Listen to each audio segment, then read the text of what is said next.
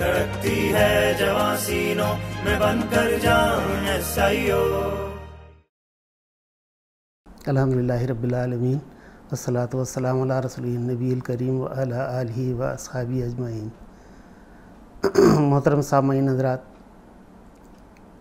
बड़ी खुशी की बात है कि SIO तेलंगाना ने SIO के क़याम के 40 साला मौके पर इसकी तफसीलात और इसकी तारीख़ वग़ैरह जमा करने का फ़ैसला किया है। अल्हम्दुलिल्लाह 1995 से 1997 तक अल्लाह ताला ने एक मौका दिया कि हल्क़े आंध्र प्रदेश की ज़िम्मेदारी अदा कर सकें। चुनांचे 2 साल अल्हम्दुलिल्लाह अल्लाह ताला ने अपने फ़ज़ल व करम से कुछ काम हमसे ले लिए। मेरे साथी अब्दुल रकीब लतीफ़ी सेक्रेटरी थे और जॉइंट सेक्रेटरी खालिद मुबश्शिर ज़फ़र साहब रह चुके हैं।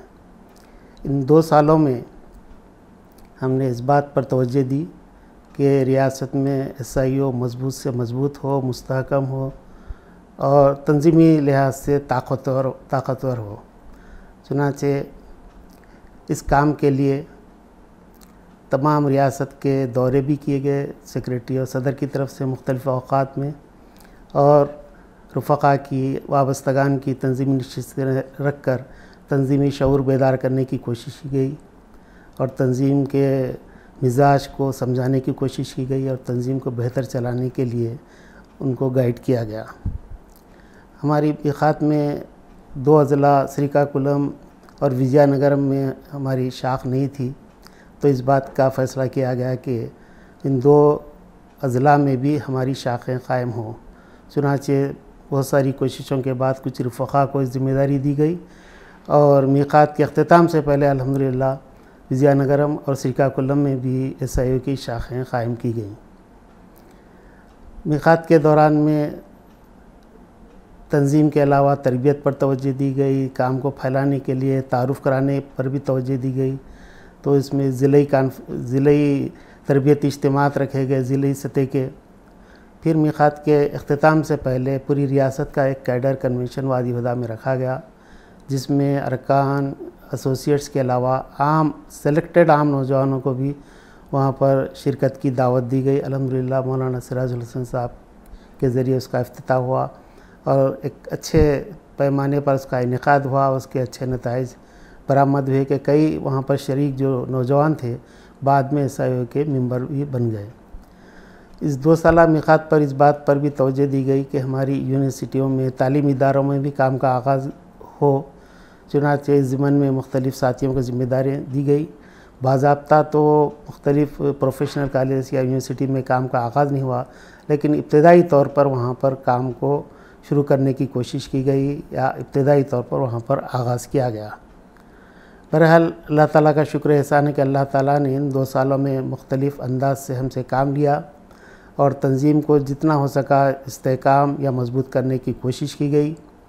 तहरीक SIO तहरीक इस्लामी का हरावल दस्ता है और इस बात की कोशिश की गई कि हमारे जो रिटायर्ड होने वाले मेंबरान हैं, रिटायर्ड होने के बाद जमात इस्लामी से वाबस्ता हों। अल्हम्दुलिल्लाह करीब 25% जो लोग रिटायर्ड हो रहे थे वो जमात में शामिल हुए और जमात में आज मुख्तलिफ़ ज़िम्मेदारियों पर SIO के उस ज़माने के लोग अल्हम्दुलिल्लाह आज फ़ायज़ हैं और ज़िम्मेदारियाँ अदा कर रहे हैं।